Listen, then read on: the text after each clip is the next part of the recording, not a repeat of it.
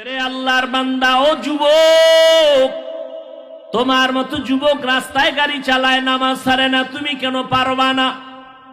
তোমার মতো যুবক নদীর মধ্যে মাছ ধরে, নামাজ ছাড়ে না, তুমি কেন পারবা না?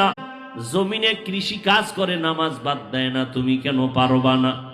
মদিনার নবী বলেন, ক্বালান নবিয়্যু সাল্লাল্লাহু আলাইহি ওয়া আলিহি ওয়াসাল্লাম, বাইনাল আবদি ওয়া বাইনাল কুফরি তারকুস সালাহ।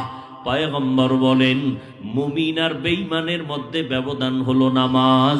বেঈমানেরা নামাজ পড়ে না, মুমিন যারা তারা নামাজ কখনো ছাড়ে না। ও যুবক বাবারা, আজকে তোমার মতো যুবক হইয়া যদি নামাজ পড়ে, তুমি কেন পারবা না? তোমার ঘুমে কোনো ডিস্টার্ব হবে না।